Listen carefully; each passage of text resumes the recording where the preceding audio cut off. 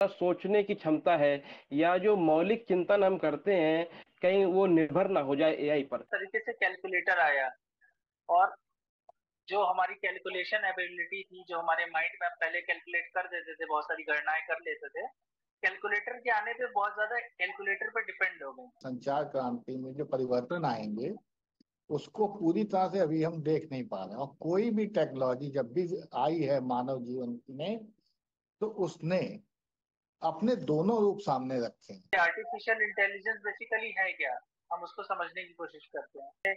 आ, उसका एक इंट्रो होगा, एक बॉडी होगी, एक एंड होगा। सभी आर्टिकल्स या सभी लेखों में होता है। तो आप जी जी पहले जी। उसके इंट्रो पे काम करो, केवल इंट्रो पे। हर कंपनी के एआई का अपना अपना एक मकसद है। सपोज मुझे जयशंकर प्रसाद पर एक कहानी लिखनी है, जयशंकर प्रसाद की शैली में, या मैंने उसको चेंज करवा लिया कि इसको प्रेमचंद की शैली में लिखिए। मैं जिस तरीके का प्रॉम्प्ट दूंगा, जनरेटिव एआई उसी तरीके के रिस्पॉन्ड देगा। क्या ऐसा संभव है भावी भविष्य में कि एआई हमारी मानव सभ्यता को कंट्रोल करे, और यदि ये संभव है तो वो क्या दृश्य होगा और कब तक होगा? ही रिसेंट जो शोध है, उसके लिए मैंने आर्टिफिशियल इंटेलिजेंस से घंटों बात की थी, मतलब घंटों से टास्क दिए थे, घंटों से काम करवाया था। तो उसमें मुझे आर्टिफिशियल इंटेलिजेंस का एक नेचर नजर आया कि वो झूठ बोलना शुरू कर चुका है। उस कैंपेन में लोग क्या कर रहे थे, सब गलत दिखा रहे थे एआई को। उनका कैंपेन ही ये था कि एआई मतलब जो एआई नौकरियां खा रहा है, तो अब क्या करो एआई को ही मतलब करप्ट कर दो कि वो गलत मतलब आउटपुट देने लगे हैं। और हम आपको मतलब और एडवांस टूल दे रहे हैं, आप यूज करिए। आप इस पे दिमागी मत लगाइए कि एआई जनरेटेड है या ह्यूमन है। मतलब वहां पे ये बहस खत्म हो चुकी है, और भारत में अभी ये बहस यही भारत चल रही में है। ये भारत बस इन्हीं सब चीजों में पिछड़ जाता है कि वो एक्सेप्ट ही नहीं करने को अभी तैयार हो पा रहा है कि ऐसी कोई चीज हो गई है, इतना बड़ा क्रांतिकारी चीज आ गई है मार्केट में। मशीनें कितना भी सीख लें, वो इंसानों की संवेदना और सहानुभूति और नैतिक मूल्यों के लिए हमेशा मानव के पर ही डिपेंड होंगी। मीटिंग रही है बहुत अच्छी सी, और आगे क्योंकि बहुत सी चीजें हैं जो जी अभी हमारे जी, सामने बहुत नहीं आई चीजें। हैं, अभी हमारे सामने नहीं आई हैं, और उनके बारे में अभी कुछ प्रिडिक्ट भी नहीं किया जा सकता है कैसा फ्यूचर होगा। बड़े उत्सुक हैं और थोड़ा सा अलर्ट भी हैं। कि इनसाइट्स काफ़ी मिली इस वेबिनार से, मतलब पता भी नहीं था कि इस दिशा में जाएगा, तो काफ़ी नई चीज़ें सीखने को मिली। और जो आपने बताया कि कैसे ये एआई हमसे भी सीख रहा है, वो मेरे लिए काफ़ी नया था। नमस्कार, मैं प्रखर श्रीवास्तव और जनवादी लेखक संघ के इस विशेष कार्यक्रम में आप सबका बहुत बहुत स्वागत है। बीते दिनों 16 जुलाई को आर्टिफिशियल इंटेलिजेंस एप्रिसिएशन डे इस देश ने मनाया, और आर्टिफिशियल इंटेलिजेंस एप्रिसिएशन डे के मनाए जाने के इस पहले सप्ताह के आखिरी दिन, जो आखिरी संडे है, उसमें हम इस गोष्ठी को आरंभ कर रहे हैं। गोष्ठी का विषय, जैसा कि आप जानते हैं, आर्टिफिशियल इंटेलिजेंस की जो चुनौतियां हैं, लेखन में जो उसकी चुनौतियां हैं, इसके अलावा पत्रकारिता में प्रवेश जिस तरीके से आर्टिफिशियल इंटेलिजेंस का हुआ है, तो क्या कुछ तब्दीलियां हुई हैं, इस विषय पे हमारे साथ बात करने के लिए और अपनी शोध को जिस तरीके से किताबों में हम देखते हैं, आलेखों में हम देखते हैं, आर्टिफिशियल इंटेलिजेंस की एक अपनी दुनिया है। ऐसे में शोधार्थी क्या शोध कर रहे हैं, उस विषय पर बात करने के लिए हमारे साथ मौजूद है शिवांग श्रीवास्तव। शिवांग श्रीवास्तव का परिचय ये है कि ये कृत्रिम बुद्धिमत्ता पर जो है काम कर रहे हैं, और पत्रकारिता में क्या प्रयोग है आर्टिफिशियल इंटेलिजेंस का, और मानव सभ्यता में आर्टिफिशियल इंटेलिजेंस जिस तरीके से हस्तक्षेप कर रही है, उसके क्या सुखद परिणाम हैं और क्या दुष्प्रभाव हैं, इन सब विषयों पर बात करने के लिए शिवांग जी हमारे साथ मौजूद है। शिवांग का पत्रकारिता में लंबा अनुभव रहा है। ये हिंदुस्तान समाचार पत्र के लखनऊ जोन में काम करते थे, न्यूज 18 में भी इन्होंने अपनी सेवाएं दी हैं। वर्तमान में ये लखनऊ विश्वविद्यालय के पत्रकारिता एवं जनसंचार विभाग के साथ शोध कर रहे हैं आर्टिफिशियल इंटेलिजेंस पे। शिवांग, सबसे पहले तो बहुत बहुत स्वागत है आपका जनवादी लेखक संघ के कानपुर इकाई में। शुक्रिया पटेल जी। जैसा कि आपने बताया कि आर्टिफिशियल इंटेलिजेंस किस तरह से दुनिया और मानव सभ्यता पर एक बहुत बड़ा इम्पैक्ट डाल रहा है। मेरी आवाज रिपीट तो नहीं हो रही है? नहीं, आ रही है, आवाज क्लियर कुशलता है? से आ रही है। राजेश सर, आपको आवाज आ रही है? हाँ बिल्कुल आ हाँ। रही है। जी जी जी, शिवांग बताएं। सबसे पहले धन्यवाद जनवादी लेखक संघ का, और राजेश जी का, प्रखर जी का, और जितने भी गणमान्य जुड़े हुए हैं सभी लोगों का। उन्होंने मुझे एक मौका दिया यहाँ पर अपनी उपस्थिति देने का। किस तरीके से एआई और पत्रकारिता और लेखन में क्या क्या चुनौतियां और क्या क्या प्रोग्रेस हो रही है, वो हम इस बेसिकली हम इस मीटिंग के जरिए, इस वर्कशॉप के जरिए, इस सेमिनार के जरिए यही जानेंगे। तो हमारा जो टॉपिक है वो है नई दुनिया और नया संचार, जिसमें हमारा विषय मुख्यतः जो है वो एआई की दुनिया में बढ़ता मानव और एआई का संपर्क, लेखन में एआई और पत्रकारिता में एआई क्या चुनौतियां और क्या संभावनाएं पेश कर रहा है, इस बारे में है। तो सबसे पहले मैं सभी लोगों से जानना चाहूंगा, आप एआई के बारे में क्या सोचते हैं? एआई किस तरीके से बदल सकता है दुनिया, या एआई एक छोटा सा एक टेक्नोलॉजी रेवोल्यूशन ही है, हमारी मानव सभ्यता पर इस पर कोई बहुत बड़ा इम्पैक्ट नहीं पड़ेगा? मैं इस पर एक छोटा छोटा पॉइंट चाहता हूँ आप सभी लोगों से। प्रखर जी। एआई को लेकर के जो मेरा अनुभव है वो ये है कि कई बार वैचारिक स्थितियां, जब हम किसी को तलाश करते हैं कि कुछ हमें सुझाव मिल जाए, या कोई ऐसी चीजें हैं जो इंटरनेट के माध्यम से भी हमें ढूंढने में मुश्किल हो रही है या समय अधिक लग रहा है, तो हम एआई का प्रयोग करते हैं कि कम समय में ज्यादा ब्रीफ जानकारी तमाम अन्य सोर्सेस मिल जाए। इस तरीके से अनुवाद हो रहा है, एआई के माध्यम से तमाम सुविधाएं प्राप्त हो रही है, तो उसका तो लाभ हम लेते ही हैं। लेकिन एक दूसरी चिंता जो रहती है कि कहीं ना कहीं जो हमारा सोचने की क्षमता है या जो मौलिक चिंतन हम करते हैं, कहीं वो निर्भर ना हो जाए एआई पर। तो ये एक चिंता का विषय भी मैं महसूस करता हूँ।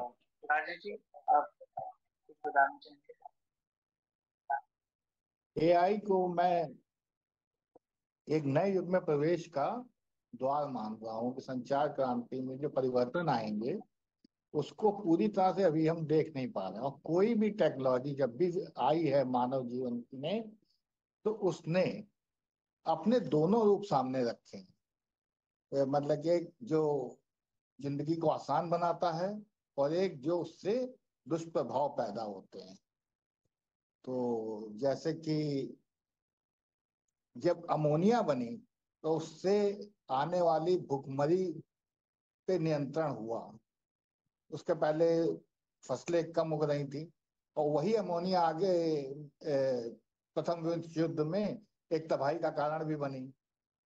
तो एआई के साथ भी ये लग रहा है कि बहुत अच्छा भी होगा, और कुछ ऐसी चुनौतियां भी आएंगी जो हमारे बौद्धिक उसमें लगातार टकराव पैदा करेंगी।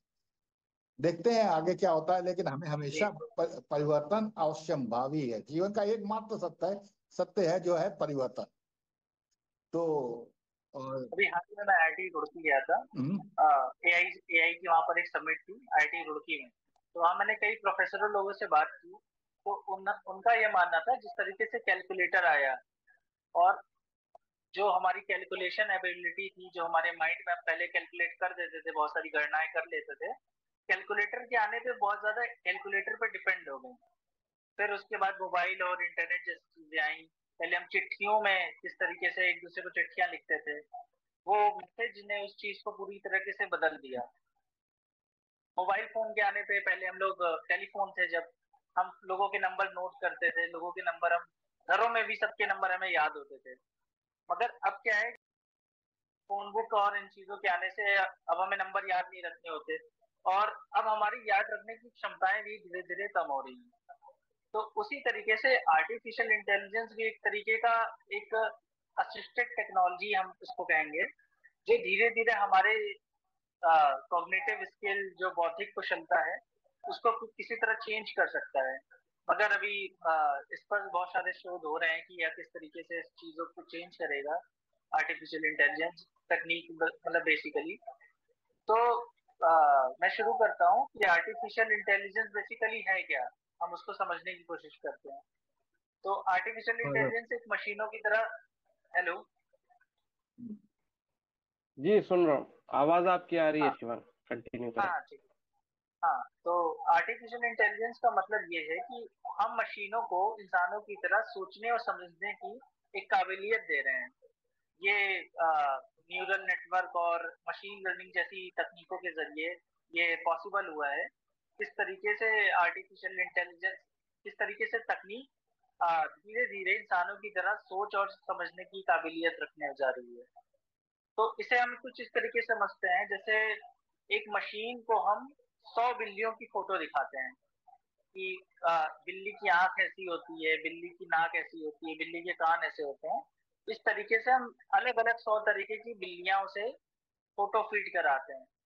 फिर उसके बाद उसे हम एक बिल्ली की फोटो देते हैं, तो वो पहचान लेता है कि ये एक बिल्ली है। अगर हम एक कुत्ते की उसे फोटो देंगे तो वो पहचान लेगा कि ये एक बिल्ली नहीं है। तो इस तरीके से छोटे छोटे इनपुट देके हम आर्टिफिशियल इंटेलिजेंस को सिखाते हैं कि वो चीजों को पहचानने और इंसानों की तरह, हमारी तरह निर्णय लेने की काबिलियत, तो सोचने की क्षमता उसमें विकसित करें, जो कि धीरे धीरे डेवलप हो रही है। तो इसमें एआई में बेसिकली 3 चीजें जो सबसे इम्पोर्टेंट होती हैं कि आर्टिफिशियल इंटेलिजेंस सोचना और सीखना मनुष्य की तरह वो अपने डेटा की काबिलियत पे करता है। दूसरी चीज ये है कि दैनिक जीवन में हम एआई का उपयोग रोज ही करते हैं। मतलब हमें पता भी नहीं है कि 2005 से हम लोग एआई का इस्तेमाल कर रहे हैं।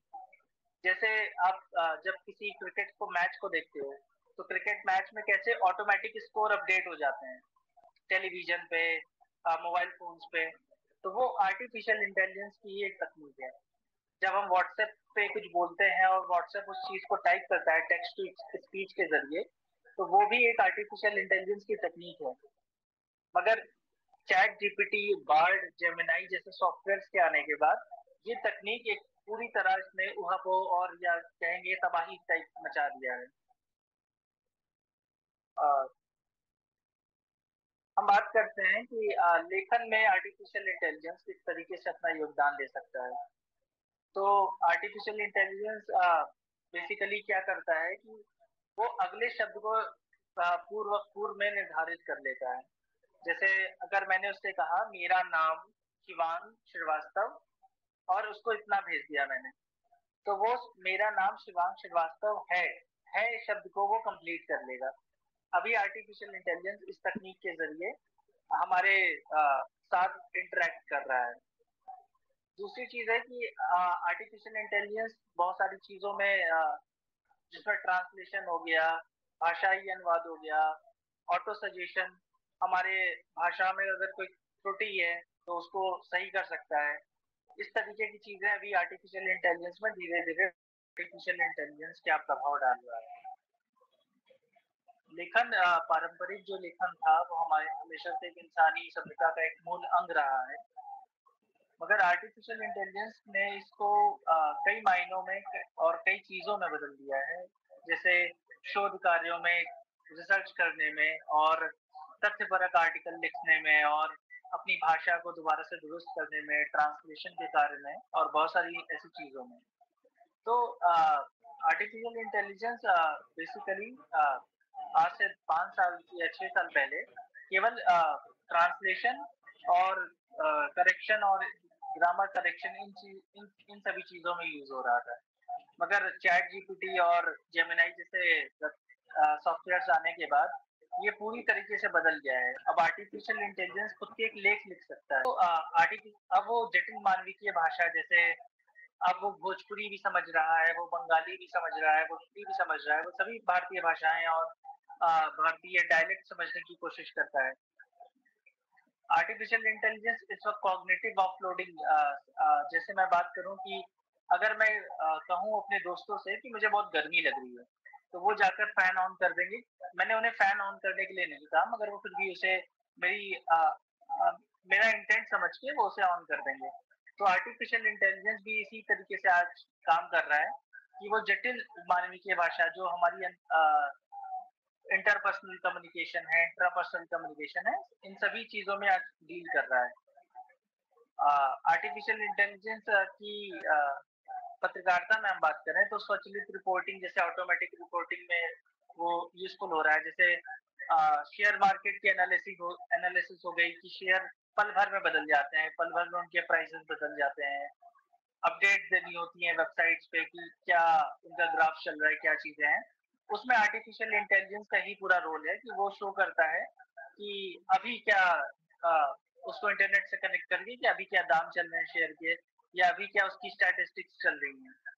दूसरी चीज है कि पत्रकारिता में आर्टिफिशियल इंटेलिजेंस अनुवाद के तौर पर, अनुवादक के तौर पर बहुत अच्छा काम आ रहा है।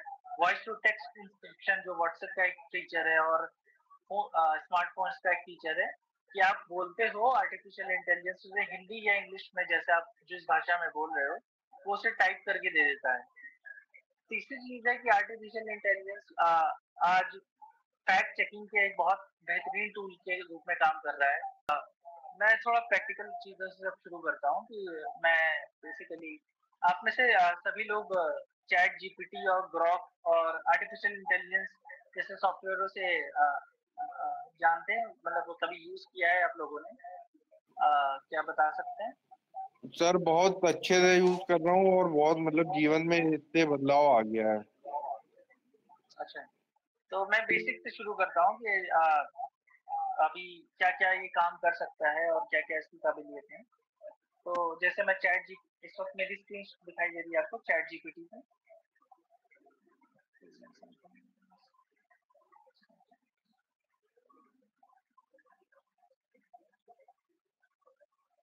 आप सभी को एक स्क्रीन दिखाई दे रही होगी हाँ अभी दिख रही। देखिए, हाँ, तो हम शुरू करते हैं किसी भी एक नॉर्मल टास्क से जिसमें हम एआई को एक छोटा सा एक टास्क देंगे कुछ लिखने को।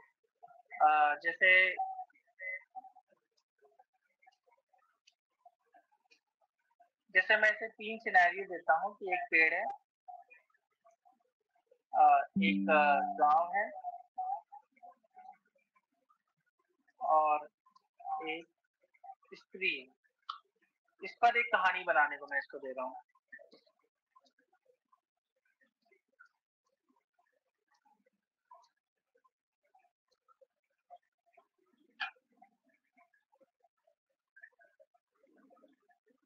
तो देखिए इसने किस तरीके से कहानी लिखी है कि पीपल की छांव, गांव का नाम था भोरकटिया, वहाँ एक बहुत पुराना पीपल का पेड़ था। इस तरीके से इसने एक बेसिक टेक्स्ट हमें दिया। अब मैं आपको बताता हूँ कि इसे कैसे और अच्छी तरीके से इसे हम चेंज कर सकते हैं। ये एक बेसिक टेक्स्ट इसने दिया है। अब हम इससे कुछ एलिमेंट्स इसमें डाल सकते हैं। इसमें उदासी, खुशी और उम्मीद जैसी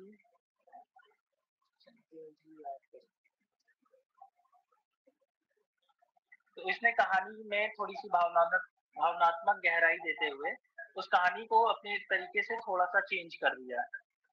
अब ये इसने एक जिक्र किया एक औरत का जिसमें गौरा जिसका नाम है, और उसकी भी इसने थोड़ी सी स्टोरी ऐड कर दी।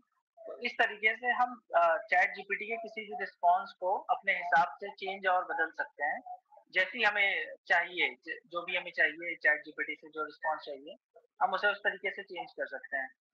जैसे इसकी एक बहुत बड़ी काबिलियत ये भी है, जैसे एक आपने बहुत बड़े राइटर्स प्रेमचंद और जयशंकर प्रसाद की शैली पढ़ी ही होगी। तो मैं इसे अगर जयशंकर प्रसाद की शैली में से लिखने को दूं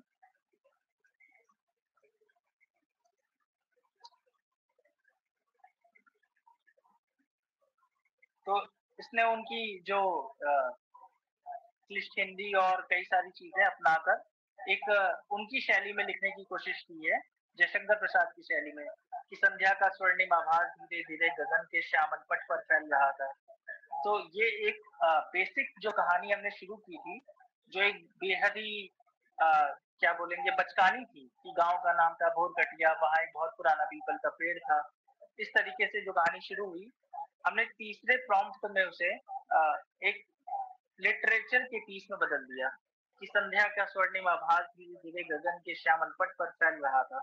हवा में पेड़ पत्तों की सरसराहट जैसे किसी भूली हुई वीणा का मृदु आलाप थी। तो इस तरीके से हम चैट जीपीटी का उपयोग करके अपनी लेखन शैली और कई सारी चीजों को सुधार सकते हैं। अगर हमने कुछ लिखा है एज अ पत्रकार या एज अ लेखक, तो हम उसे अपनी भाषा को सुधारने के लिए भी आर्टिफिशियल इंटेलिजेंस का यूज कर सकते हैं।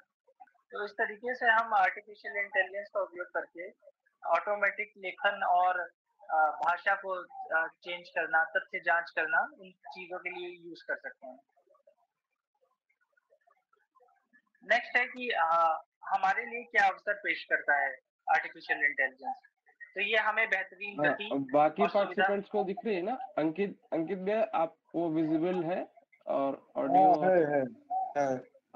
ठीक है कम। हाँ, तो पत्रकारिता शोधार्थियों के लिए क्या अवसर पेश कर रहा है कि ये हमें बहुत ज्यादा गति देता है अपने टास्क को पूरा करने के लिए। हम जो काम कर रहे हैं, उस जो काम हम 8 घंटे में करेंगे या मसलन 6 घंटे में करेंगे, ये उस काम को हमें कंसाइज वे में 2 घंटे में भी हम आर्टिफिशियल इंटेलिजेंस की मदद से इसको एक असिस्टेंट के रूप में यूज करके इसका यूज कर सकते हैं। हम अपने अपने जो हमारा लेखन है, हम उसे कई सारी भाषाओं में ट्रांसलेट करवा के उसे अलग अलग लोगों तक पहुंचा सकते हैं, जिससे हमारा जो ऑडियंस गोल है वो बढ़ जाएगा। साथ ही आर्टिफिशियल इंटेलिजेंस एक कोई खतरा से ज्यादा एक सहकर्मी के रूप में हमारा काम कर सकता है कि वो हमारे डे टू डे टास्क, जैसे मैं बात करूं इस पावर पॉइंट प्रेजेंटेशन की, तो ये आपको क्या लगता है ये कितने टाइम में प्रिपेयर की गई होगी? किसी को हेलो 10 से 12 मिनट। हाँ, तो मुश्किल से ये प्रेजेंटेशन मैंने 6 मिनट या 7 मिनट में प्रिपेयर की, जिसमें ये टेक्स्ट लिखना, ये इमेजेस लगाना, ये ग्राफ्स बनाना, ये सभी आर्टिफिशियल इंटेलिजेंस ने ही ये काम किया है। सर तो किस टूल का यूज करके करा था? ये एक गामा, मैं उसको बता देता हूँ, एक गामा वेबसाइट है, GAMMA, वो आर्टिफिशियल इंटेलिजेंस है।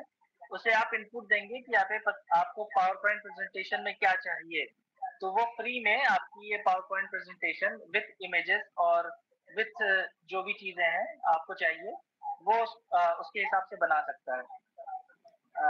मैं आपको दिखा दूं। ये गामा जो है ये किस देश ने बनाया है? गामा एक एआई है, जैसे चैट जीपीटी एक कंपनी है, उसी तरीके से गामा एक कंपनी है जिसने ये एआई बनाया है। मैं आपको वेबसाइट का बता दूं। सर उसका लिंक यहाँ कहीं शेयर कर दीजिए अगर कर पाए तो। जी, मैं आपको एक बार उसका डेमो भी दे देता हूँ।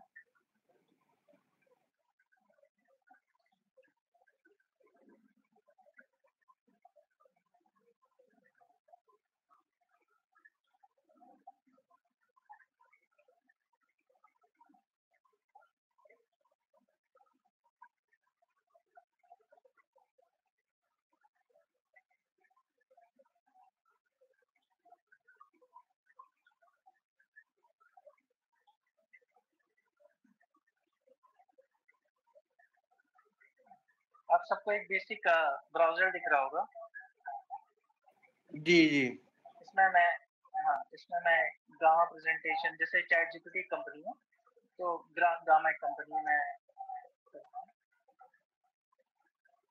ये वेबसाइट है gamma.app। आप इसे नोट कर लीजिए, मैं लिंक चैट में डाल भी देता हूँ।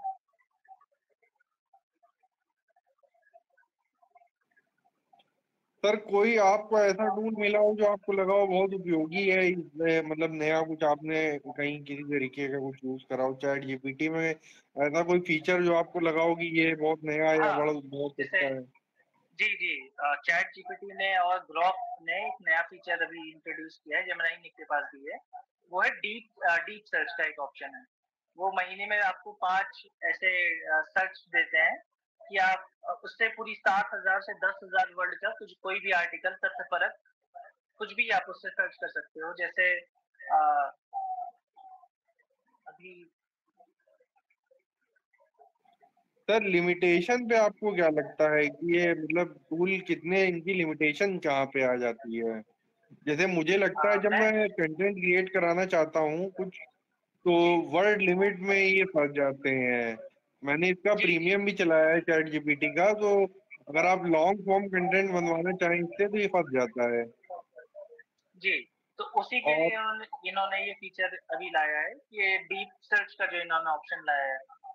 ये इसमें क्या करते हैं कि 7 से 10,000 वर्ड तक के आर्टिकल्स आपको टाइप करके और रिसर्च करके दे सकते हैं, जिसे आप धीरे-धीरे करके रिफाइन भी कर सकते हैं इन चीज़ों में। हेलो? और वो जो आप बता रहे हो कि एक बार में ये बहुत ज़्यादा वर्ड नहीं लिखता है, तो आप अपने जो भी आप आर्टिकल लिख रहे हो या जो भी आप लेख लिख रहे हो, उसको कई सारे पार्ट में डिवाइड कर दीजिए। जैसे उसका एक इंट्रो होगा, एक बॉडी होगी, एक एंड होगा। सभी आर्टिकल्स या सभी लेखों में होता है। तो आप पहले उसके इंट्रो पे काम करो, केवल इंट्रो पे। आप किसी भी एआई से ये मत एक्सपेक्ट करो कि वो पूरा ही आपको एक बार में पूरा कंटेंट एक बार में बना के दे देगा। आप उसे धीरे-धीरे बनाइए, मतलब उसको सेगमेंट्स में बांट के। और मैं तो सर डीप सीक भी यूज करने लगा हूँ, काफी हेल्प कर देता है वो भी। डीप सीक के साथ एक प्रॉब्लम है कि डीप सीक थोड़ा सा बायस्ड किस्म का ज्यादा एआई है, क्योंकि वो चाइना से कंट्रोल होता है। वो चाइना के कंट्रोल में डीप सीक ज्यादा है, तो वो बायसनेस उसमें थोड़ी सी ज्यादा है। डेमोक्रेसी और ऑटोक्रेसी, इन चीजों को लेकर वो थोड़ा सा आपको बायस्ड आंसर दे सकता है। पर मुझे अभी तक तो नहीं ऐसा कहीं पे लगा है। अच्छा, तो आप उससे मतलब आपको सवाल कर सकते हो कि चाइना में माओ ने कितने लोगों को मारा। अच्छा, तो आप मतलब चाइना के लिहाज में बोल रहे हैं, बाकी मैंने भारतीय सापेक्ष में बात करी, तो मतलब भारतीय सापेक्ष में मुझे कहीं तो कोई दिक्कत नहीं आई है और काफी अच्छा ही मतलब उसने इनपुट दिए हैं। हाँ, वो आपको सभी इनपुट का मतलब आउटपुट। हाँ, जैसे हर कंपनी के एआई का अपना एक मकसद है। जेमिनी का एक ग्रोथ मकसद के है लिए कहा जाता है कि ग्रोथ भी थोड़ा सा मतलब एक तरीके से वो ज्यादा अच्छा है, और मतलब कुछ लोगों ने उसको प्रमोट भी करा कि वो ज्यादा सही है बजाय कि चैट जीपीटी के, क्योंकि वो वही एलॉन मस्क ने चालू करा है। हाँ, मैं आपको अपने अनुभव से बताता हूँ कि ये चारों सॉफ्टवेयर में बेसिक अंतर क्या है। ग्रॉक जो है वो आपको बोलचाल की भाषा, और हिंदी में खासकर बोलचाल की भाषा, हमारे जैसे हम आप बात करते हैं उन भाषा में जवाब देने में ग्रॉक सबसे बेटर एआई इस वक्त का है। जेमिनी की खासियत है कि वो फोटो एनालिसिस में बहुत ही ज्यादा इन बाकी एआई से आगे है, गूगल के जेमिनी जो सॉफ्टवेयर है। और चैट जीपीटी जो है वो समझ लीजिए आपका वो रेडमी की तरह एक फोन है कि वो उसमें थोड़ी सारी चीजें हैं, उसे मतलब वो किसी चीज में कम नहीं है। जैसे ग्रॉक का एनालिसिस पार्ट थोड़ा सा कमजोर है, जेमिनी का एनालिसिस पार्ट थोड़ा सा कमजोर है, मगर चैट जीपीटी का वो पार्ट ज्यादा बेहतर है। तो इसका हम सार ये ले सकते हैं कि हम सारे एआई का अपना जो भी वो इस्तेमाल करने के लिए उपयोग करने के लिए उपयुक्त है, वो हम उसको उसके हिसाब से अपना टास्क को कंप्लीट करवाएं। अब मैंने जो है कि देखा है डीप सीक और चैट जीपीटी पे हिंदी के आउटपुट भी बहुत अच्छे आने लगे हैं। हाँ, वो आपको अपने हिसाब से चेंज भी करना होता है कि जैसे मैंने अभी आपको बताया कि सपोज मुझे जयशंकर प्रसाद पर एक कहानी लिखनी है, जयशंकर प्रसाद की शैली में, या मैंने उसको चेंज करवा लिया कि इसको प्रेमचंद की शैली में लिखिए। मैं जिस तरीके का प्रॉम्प्ट दूंगा, जनरेटिव एआई उसी तरीके के रिस्पॉन्ड देगा। तो यहाँ पर क्या होता है कि आर्टिफिशियल इंटेलिजेंस हर बार नहीं समझ सकता है कि हम क्या कहना चाहते हैं। जैसे आपकी कोई इंटेंशन है कि आपको कुछ ऐसा लेख चाहिए कि जिसमें करंट गवर्नमेंट की क्रिटिसिज्म भी हो और करंट गवर्नमेंट का उसमें फेवर भी हो, एक बैलेंस अगर आर्टिकल लिखना है, तो आपको उस एआई को वो चीजें बतानी होंगी कि आपको एक बैलेंस आर्टिकल चाहिए, आपको एक बैलेंस लेख चाहिए। तो आप इस तरीके के प्रॉम्प्ट को यूज करके एक बेहतर आउटपुट जनरेट कर सकते हैं। सर एक चीज और मैं जानना चाहूंगा, लोगों का जैसे भारत में अभी मानना ये है कि एआई गड़बड़ है, एआई का यूज ना करें, और मतलब एक तबका है जो ये कहता रहता है हर समय कि एआई जनरेटेड कंटेंट ठीक नहीं है और मतलब ह्यूमन कंटेंट ही होना चाहिए। तो आपको क्या लगता है सर? एक हमें तो लगता है एक हाइब्रिड समय में हम लोग जी रहे हैं जिसमें दोनों ही तरीके काम आते हैं। हमें क्विक कंटेंट भी चाहिए होता है। मैं तो क्योंकि 5 साल 6 साल मुझे 7 साल होने वाले हैं कंटेंट राइटिंग करते हुए, तो मैंने ये देखा है कि ये कम से कम रिसर्च करने में समय बहुत बचा देता है। तो मुझे तो 7वां साल है पत्रकारिता में मैं काम कर रहा हूँ, और मुझे काफी इससे समय बच जाता है। और बहुत बार ये होता है कि कहीं ना कहीं मुझे जो इनपुट चाहिए होता है वो मतलब आउटपुट चाहिए होता है वो मिल जाता है। तो मेरे लिए तो ये काफी लाभदायक रहा है। लेकिन मैंने ये अभी देख रहा हूँ कि समाज में अभी स्वीकृति उतनी नहीं है, लोगों को यही डर अभी तक लग रहा है। जबकि मैंने ऑस्ट्रेलिया की कंपनी में भी काम करा हुआ है, तो उनका तो कहना ये था, वो कहते थे कि आप प्रोड्यूस करके दीजिए हमें डेली 10,000 वर्ड्स तक आप प्रोड्यूस कर दीजिए, और हम आपको मतलब और एडवांस टूल दे रहे हैं, आप यूज करिए। आप इस पे दिमागी मत लगाइए कि एआई जनरेटेड है या ह्यूमन है। मतलब वहां पे ये बहस खत्म हो चुकी है, और भारत में अभी ये बहस यही चल रही है। ये भारत बस इन्हीं सब चीजों में पिछड़ जाता है कि वो एक्सेप्ट ही नहीं करने को अभी तैयार हो पा रहा है कि ऐसी कोई चीज हो गई है, इतना बड़ा क्रांतिकारी चीज आ गई है मार्केट में। तो ये एक बड़ी कमी है। जिस तरीके से कंप्यूटर का आविष्कार हुआ, इंटरनेट का आविष्कार हुआ, हमारे सामने बहुत सारे नए सॉफ्टवेयर आए, माइक्रोसॉफ्ट एक्सेल आया, माइक्रोसॉफ्ट वर्ड आया, मगर हम भारतीयों ने क्या किया, हम अभी भी वो फाइल और उन्हीं चीजों में अपने डॉक्यूमेंट्स, अपनी क्लर्की और अपना सब कुछ उसी में रख के बैठे रहे। और अंत में क्या हुआ कि हम आईटी इंडस्ट्री में एक समय में बहुत पीछे हो गए थे। हाँ, नहीं, सच बात है, आपकी बात बिल्कुल ठीक है। अब हम बात करते हैं कि एआई अवसर है या चुनौती है। तो हम इस पे बात करेंगे कि एआई से बहुत सारी चीजें मार्केट में फैल रही हैं, उसके बारे में कि इससे डीप फेक का खतरा है, फेक न्यूज बहुत ज्यादा लेवल पे फैलने का खतरा है, किसी का भी डीप फेक आज बन जा रहा है, किसी हम खबरों का खबरें इतनी तेजी से बन रही हैं कि हम उनकी तत्परकता भी नहीं चेक कर सकते हैं कि वो सही है या गलत है। गलत सूचना का प्रसार लगातार हो रहा है। एआई जनरेटेड कंटेंट हमें अपनी सोशल मीडिया फीड पर और यहाँ तक कि टीवी चैनल पे भी एआई जनरेटेड कंटेंट हमें दिख जाता है कि वो किस तरीके से फेक न्यूज फैला रहा है, और उसे डिबंक करना एक बहुत मुश्किल टास्क हो गया है, क्योंकि इतने बड़े लेवल पे ये फेक न्यूज और डीप फेक का खतरा जो हमारे सामने आ गया है, ये बढ़ गया है। तो आर्टिफिशियल इंटेलिजेंस की मदद से हम इसे टैकल भी कर सकते हैं। ये बहुत ज्यादा गूगल और माइक्रोसॉफ्ट जैसी कंपनियां इस चीजों को लेकर ट्रेन कर रही हैं। आप उसके सर्टिफिकेट्स, कोर्सेज वगैरह भी कर सकते हैं, किस तरीके से आप फेक न्यूज से लड़ सकते हैं। तीसरी चीज है कि आर्टिफिशियल इंटेलिजेंस मानव मूल्यों पर भी बहुत ज्यादा प्रभाव डाल रहा है। जैसे जैसे हम आर्टिफिशियल इंटेलिजेंस पर डिपेंड हो जाएंगे, ये तकनीक धीरे धीरे हमारे कुछ टास्क को अपना कर और हमें एक लाचार व्यवस्था में भी छोड़ सकती है। जैसे अगर हम अपने सारे टास्क आर्टिफिशियल इंटेलिजेंस से करवाएंगे, अपने सारे काम आर्टिफिशियल इंटेलिजेंस से कराएंगे, तो हमारी बौद्धिक कुशलता, जो हमारी सोचने की काबिलियत है, उस पर एक गहरा प्रभाव पड़ेगा आने वाले समय में।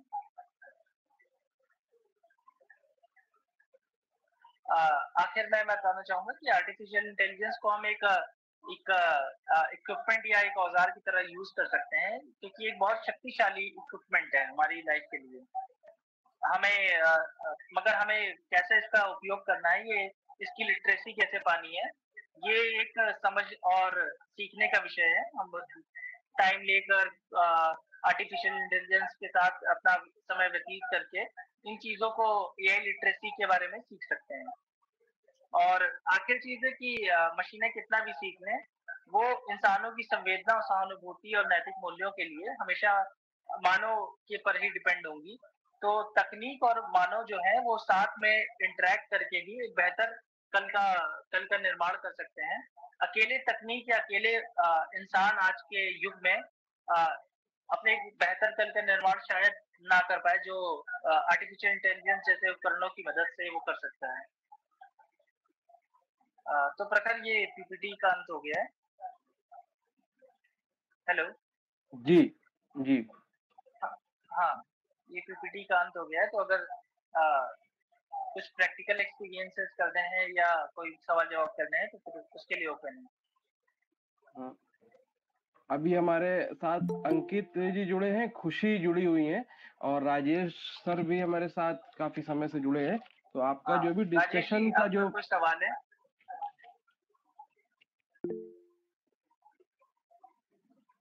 हाँ खुशी जी, आप बताइए। राजेश सर, जी आपका मैं माइक अनम्यूट था, तो आपकी आवाज पहुंच नहीं पाई हम तक।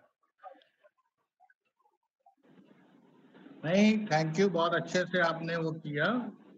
और जो आपने कहा कि अभी वो मानवीय संवेदना और जो मनुष्य के अंदर की चीज होती है उसका और इसका मेल ही एक नई चीज को जन्म देगा और अच्छा हाँ रहेगा। हाँ, ये कंक्लूडिंग पॉइंट आपका अच्छा था, गुड। हमारे साथ हाँ युवा खुशी जी, लेखक आप क्या खुशी बोल जी रहे हैं। थे? खुशी, प्लीज प्रोसीड।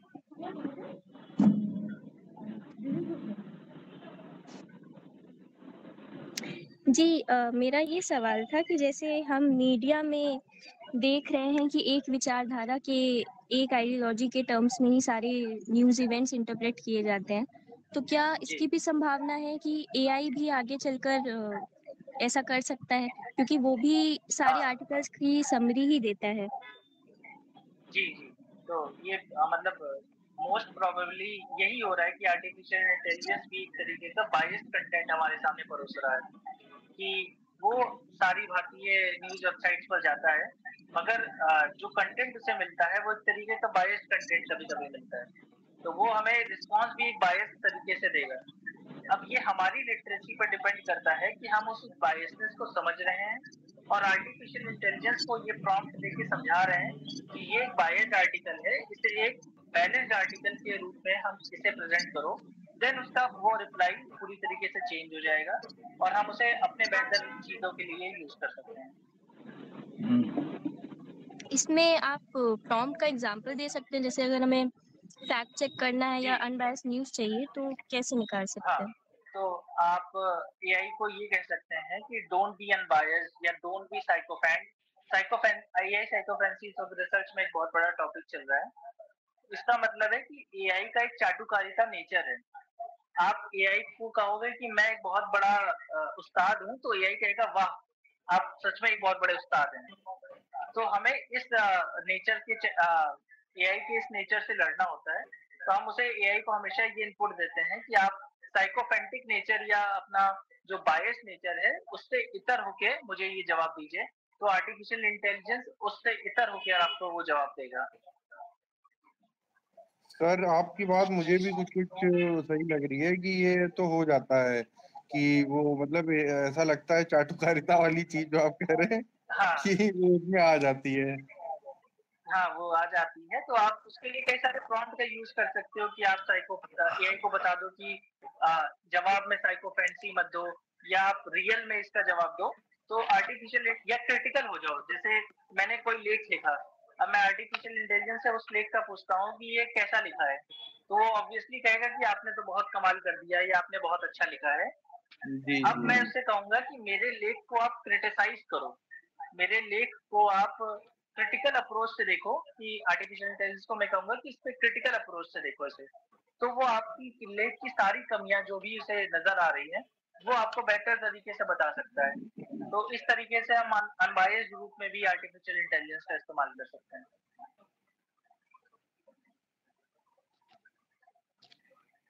और कोई सवाल?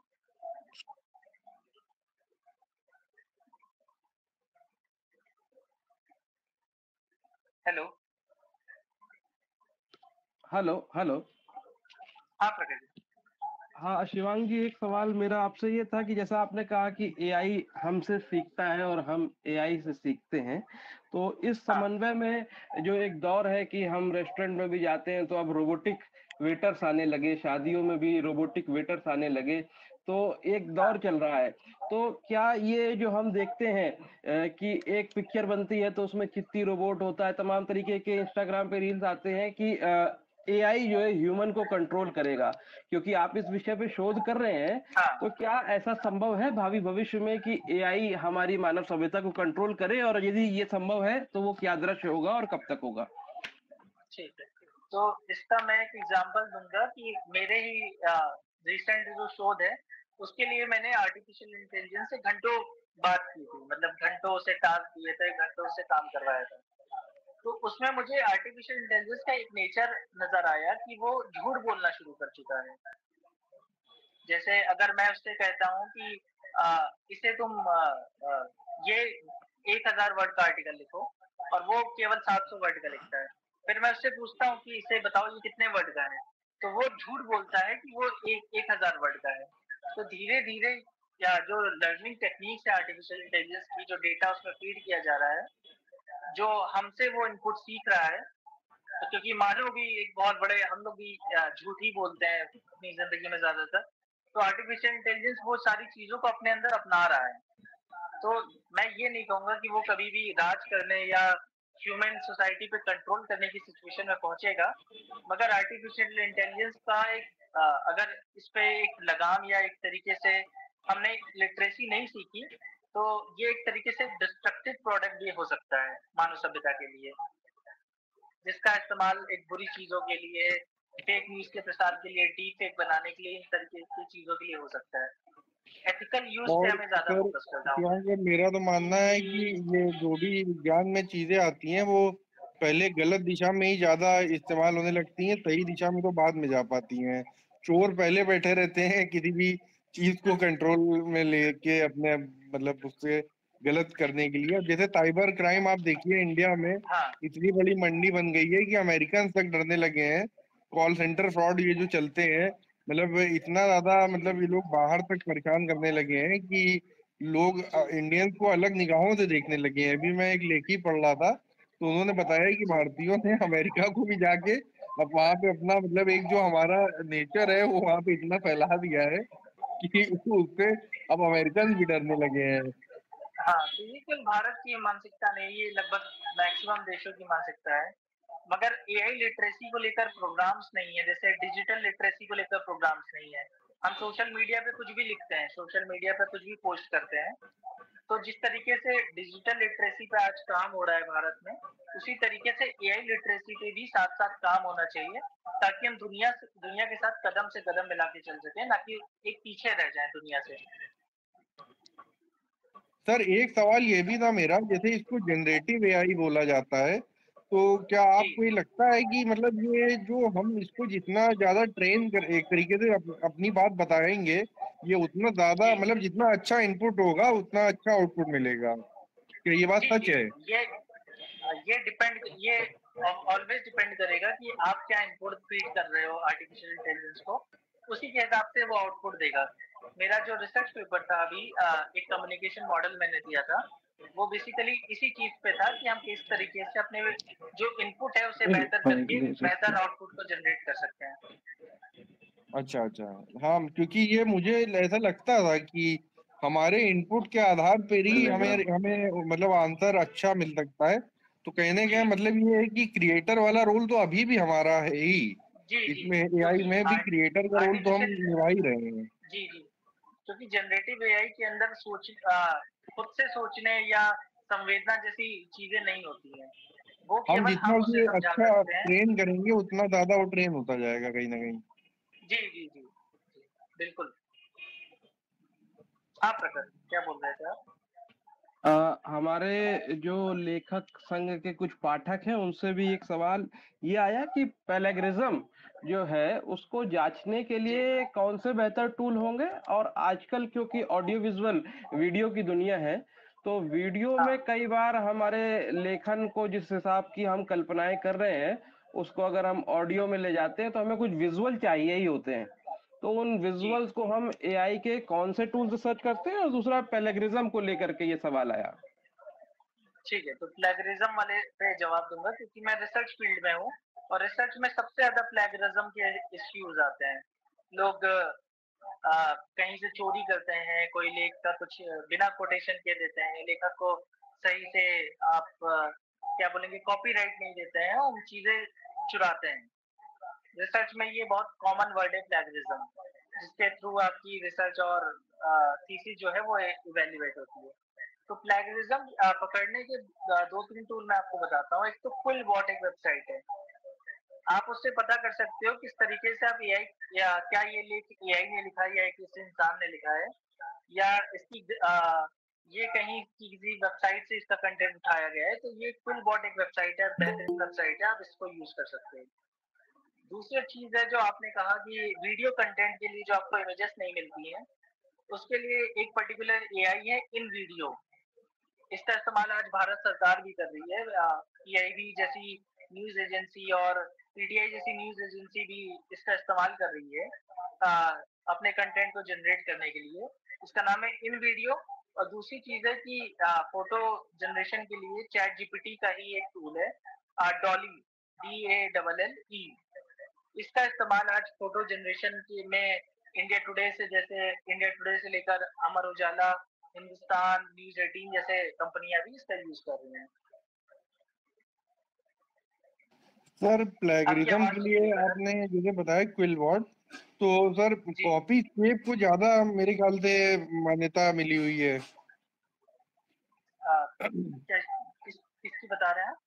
मैं कह रहा हूँ प्लेगरिज्म के लिए जो आप टूल बता रहे थे क्विलबॉट, उससे ज्यादा मान्यता कॉपी स्केप को है। वो जो कॉपी वाली आप वेबसाइट बता रहे हैं वो बेसिकली एसईओ वाले आर्टिकल जो हम वेबसाइट्स पे लिखते हैं, कंपनीज में जो कंटेंट राइटर वेबसाइट्स पे लिखते हैं, उसको चेक करने के लिए ये वेबसाइट अच्छी है। मगर प्रॉपर एआई कंटेंट को पकड़ने के लिए या प्रॉपर सोर्स आइडेंटिफाई करने के लिए क्विलबॉट एक बेहतर विकल्प है। क्विलबॉट या और भी जो गवर्नमेंट के सॉफ्टवेयर है, डिलब्रेट हो गया, ऑरकुंड हो गया, ये सारे वेबसाइट्स ज्यादा है। जैसे मैं अगर कोटेशन दे दूं अपने मन से एक आर्टिकल का बना के कि राहुल मिश्रा, मैंने अपने मन में एक नाम गढ़ा कि राहुल मिश्रा ने ये कहा, जो कि एक सीनियर डेवलपर है, उन्होंने ये कहा, तो कॉपी कैट में आपका वो नहीं पकड़ पाएगा कि ये राहुल मिश्रा क्या सही इंसान है कि नहीं सही इंसान है, इसका कुछ आर्टिकल है। जबकि क्विलबॉट और ड्रिलबिट जैसी वेबसाइट इसको आइडेंटिफाई करने की कोशिश करेंगी कि ये कोटेशन कहाँ से लिया गया है, राहुल मिश्रा वाला। सर लेकिन उसमें शायद क्विलबॉट में तो पर पेज का पैसा कुछ पड़ता है, जितने आप पेज चेक करना चाहो वो एक पेड सॉफ्टवेयर है अभी। फ्री मतलब उसके कुछ चीजें फ्री हैं कि आप एआई डिटेक्शन फ्री कर सकते हो, ग्रामर अपनी सही कर सकते हो, मगर बहुत सारी चीजें उसकी पेड हैं। अब यही है कि हम पैसे खर्च करेंगे फ्री, हमें बेहतर आउटपुट मिलेगा। जितना हम फ्री पे डिपेंड रहेंगे तो उतना ही हमें थोड़ा हल्का और सतही कंटेंट मिलेगा। जी जी जी। हाँ प्रखर, आप कुछ बोल रहे थे? आवाज आपकी म्यूट है। आप मेरा प्रश्न हो गया था। जो प्रश्न में कुछ आए भी वो मैंने आपसे किए, और इस चर्चा के अतिरिक्त कोई टिप्पणी, कोई सुझाव या जो क्लोजिंग रिमार्क, क्योंकि सीमित श्रोता है इस बैठक में और एक पारिवारिक चर्चा हुई, प्रेजेंटेशन तो था ही, साथ ही साथ एक जो डिस्कशन होता था तो उस तरीके की बातचीत हुई। तो अंकित जी, खुशी जी, राजेश जी, आप लोगों को कोई भी क्लोजिंग रिमार्क या कोई भी एक्सपीरियंस या आपको कैसा लगा या कोई भी सवाल हो तो आप कह सकते हैं, फिर हम इस कार्यक्रम को विराम देंगे।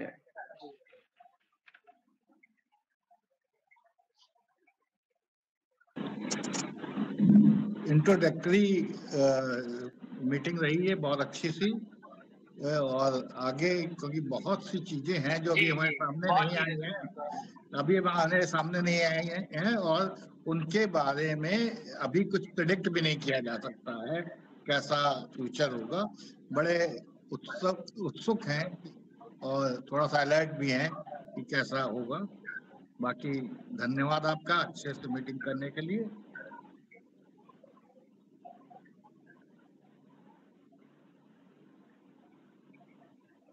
खुशी, आपका जो सवाल है वो आप फिर से एक बार पूछ ले। नहीं, शायद हमें लग रहा था कि आपका जो प्रश्न था कि इंस्टाग्राम वगैरह के लिए वीडियो कैसे जनरेट करें जब आपके मन में कोई थॉट्स आते, तो शायद उसका आंसर रह गया। इन वीडियो को लेकर के इन्होंने इन वीडियो एक ऐप बताया हुआ है।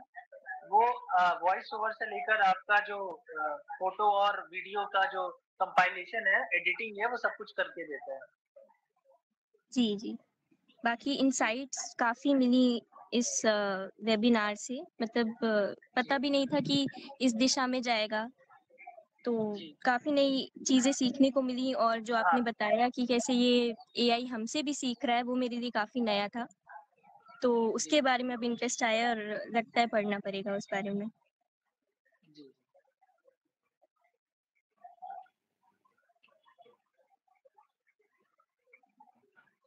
अंकित जी, आप कुछ कहना चाहेंगे? सर मैंने एक 5 स्टार का कैंपेन देखा था, तो उसमें तो ये दिखाया गया था कि कैसे मतलब लोग इनपुट दे के उसको गलत सिखाने में लगे हुए हैं, क्योंकि ये जनरेटिव एआई माना जाता है। तो 5 स्टार ने एक हाँ कैंपेन चला दिया था बकायदा। उस कैंपेन में लोग क्या कर रहे थे, सब गलत सिखा रहे थे एआई को। उनका कैंपेन ही ये था कि एआई मतलब जो एआई नौकरियां खा रहा है, तो अब क्या करो, एआई को ही मतलब करप्ट कर दो कि वो गलत मतलब आउटपुट देने लगे। तो मुझे बड़ा रोचक लगा वो चीज कि बताइए, हम हमारे मतलब मनुष्य तो कोई नहीं जीत पाया, इसीलिए कहा गया है कि मनुष्य जैसा कुटिल प्राणी, जटिल प्राणी कहीं नहीं मतलब पाया जाता है। तो ये मुझे बड़ा दिलचस्प लगा कि ये बताइए एआई को ही उल्टा ट्रेन करा जाने लगा है। जैसे आपने उसमें रोबोट पिक्चर में देखा होगा कि वो हाँ मतलब उसको गलत गलत सिखा देते थे, खिला पिला देते थे कुछ हाँ, रोबोट को, तो वो ये उल्टी उस सीधी तरीके से हरकतें वैसे करने काम लगता नहीं था। करता है। कंपनीज रिव्यू करती है अपने एआई को, उसको क्या फीड किया जा रहा है, उसको फिल्टर भी करती है, देन उसको ट्रेन करती है उस मॉडल पे। हाँ, तो ये अभी मुझे भी तो लगा था कि ऐसे इतनी आसानी से अगर कोई चीज करप्ट करी जा सकती, हाँ तो करोड़ों डॉलर अरबों डॉलर की कंपनियां ऐसे नहीं बन जी जाती। जी चैट जीपीटी सबसे तेजी से सर्कुलेट हुआ था जब आया है मार्केट जी में, तो शायद 30-40 हाँ दिन के अंदर ही उसके मिलियंस में फॉलोअर्स हो गए थे। तो ये अपने आप में बहुत बड़ी बात थी कि इतना तेजी से कोई चीज ग्रो कर जाए। जी तो जी मैंने मतलब अपनी यही मुझे चीज थोड़ी लगी, आपकी बात मुझे बहुत अच्छी लगी कि इतना आसान नहीं है किसी भी चीज को करप्ट कर देना, बहुत हाँ मुश्किल ही से करप्ट हो सकता है। जी जी जी, बहुत सारी उसमें तकनीकी और पैसे लगे होते हैं तो ना। जी।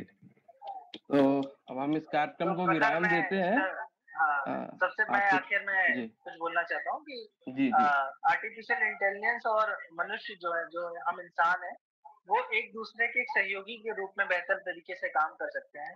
ये बिना सोचे कि एआई कभी हमें मास्टर या हमारा मास्टर बन सकता है, या ये कुछ डिस्टर्ब कर सकता है ह्यूमन सोसाइटी को, क्योंकि ह्यूमन सोसाइटी लगातार डिस्टर्ब ही हो रही है। पिछले हजारों साल से हम कोई पहिए का आविष्कार किया, जब आग का आविष्कार किया तो हमें लगा कि एक मोमेंट है, दुनिया बदल गई उन आविष्कारों से। इसी तरीके से आर्टिफिशियल इंटेलिजेंस को हम एक आविष्कार के रूप में देख सकते हैं कि ये भी एक दुनिया बदलने का एक बहुत बेहतरीन टूल हो सकता है, और हमें इसे जरूर सीखना चाहिए। हमें ऐसा नहीं होना चाहिए कि हम तकनीक को लेकर स्केप्टिकल हो जाएं कि जो सब कुछ सही है वो इंसानों द्वारा ही सही है। हम मशीन को भी आज के युग में एक सहयोगी के रूप में अपना सकते हैं। और आखिर में मैं प्रखर जी का सबसे ज्यादा धन्यवाद देना चाहूंगा कि उन्होंने मुझे प्लेटफॉर्म दिया अपनी बात रखने का। जनवादी लेखक संघ को मैं एक धन्यवाद देना चाहूंगा, उन्होंने मुझे यहाँ पर एक बोलने का मौका दिया। आर्टिफिशियल इंटेलिजेंस को इतने कम टाइम में समाप्त करना बहुत मुश्किल होता है, क्योंकि वर्कशॉप्स तो घंटों की होती हैं बेसिकली। मैं जी। तो और वेबिनार में उसको कंक्लूड करना बहुत मुश्किल हो जाता है। तो बहुत बहुत शुक्रिया प्रखर जी और नहीं, हम जनवादी लेखक संघ। बहुत ही समय के पाबंदी के साथ हम लोग चले हैं, और अभी 5:13 है। 4 बजे से सेशन की शुरुआत हुई थी। कुछ तकनीकी कारणों से बीच में 2-4-5 मिनट की त्रुटि भी हुई।